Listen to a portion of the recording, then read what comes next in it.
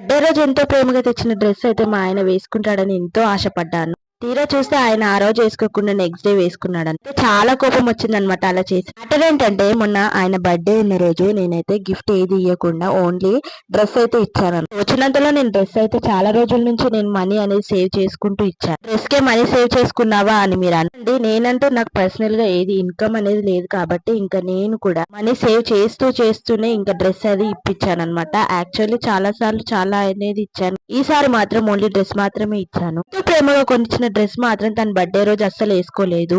కారణం ఏంటంటే ఈ ఫిషెస్ అన్నమాట. ఫిషెస్ కారణం ఏంటి అనుకుంటున్నారు? బర్త్‌డే రోజు వాళ్ళ ఫ్రెండ్ అయితే కాల్ చేసి ఇంకా ఫిషింగ్ అయితే వెళ్దామని చెప్తే ఇంకా తనకు ఫిషింగ్ అంటే చాలా ఇష్టము. అందుకని చెప్పేసి తన ఫ్రెండ్ తో మాత్రమే ఇంకా ఫిషింగ్ అనేది వెళ్ళాడన్నమాట. మార్నింగ్ అనంగా వెళ్ళిన మనిషి ఇంకా నైట్ వరకు కూడా రాలేదు. నైట్ చాలా లేట్ రావడంతో ఇంకా ఆ రోజు కూడా డ్రెస్ అనేది వేసుకుని ఏ రోజు కనీసం ఫ్యామిలీతో స్పెండ్ చేయాలన్న ఆలోచన కూడా రాలేదు ఆ మనిషి. మార్నింగ్ నాకు చెప్పాడు, కాకపోతే చెప్పకుండా ఏం వెళ్ళలేదు. కాకపోతే నేను చెప్పానన్నమాట తొందరగానే వచ్చేసేయ్ అని చెప్పేసి. ఎందుకంటే నేను ఇచ్చిన డ్రెస్ కనీసం వేసుకున్నాక చూద్దామన్న సంతోషం ఎవరికైనా ఉంటుంది. నేను అలాగే ఆశపడ్డా. చూస్తే ఆ రోజు అయితే గడిచిపోయింది. ఇంకా నెక్స్ట్ డే మార్నింగ్ అయితే ఇంకా వేసుకుందాం అని చెప్పి ఫిక్స్ అయ్యాడనమాట. తర్వాత రోజు వేసుకుంటే ఇంకా అది మాత్రం నాకు ఏం సాటిస్ఫాక్షన్ ఇస్తుంది చెప్పండి. ఇంకా నాకు చాలా కోపం వచ్చేసింది అనమాట.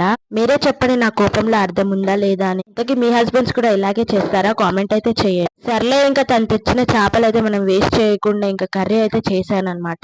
కర్రీ ఏమో తనకి, ఫ్రై ఏమో నాకనమాట. ఫ్రై వీడియో నేను యాక్చువల్లీ లాస్ట్ వీడియోలో నేను పెట్టేశాను. కర్రీ బాగా ఇష్టపడుతూ ఉంటాడనమాట. వచ్చేసి నేను అంగన్వాడికి అయితే వెళ్ళాను అనమాట. లాస్ట్ మంత్ కూడా తేజు కోసం అయితే నేను అంగన్వాడికి అయితే వెళ్ళలేదు. లాస్ట్ మంత్ ఎగ్స్ అండ్ ఈ మంత్ ఎగ్స్ అయితే నాకు కలిపి ఇచ్చేసారనమాట. టోటల్ 32 ఎగ్స్ అయితే మాకు వచ్చాయి. ఇంకా అన్ని ఎగ్స్ మేము తినలేము కాబట్టి ఇంకా కొన్ని అమ్మ వాళ్ళకి మేమైతే తీసుకున్నాము. కానీ ఇలా బాలామృతం అయితే ఇస్తూ ఉంటుంది. తేజు మాత్రం అస్సలు తినడు. కనీసం ఈసారైనా ఏదైనా టేస్టీ రెసిపీ ఒకటి ట్రై చేద్దాం అనేసి తీసుకొని వచ్చుకుంటున్నాను. అక్క అయితే కంపల్సరీ బాబుకు పెట్టాలని చెప్పింది. ఈసారైనా ఏదైనా ట్రై చేద్దాం దీంతో.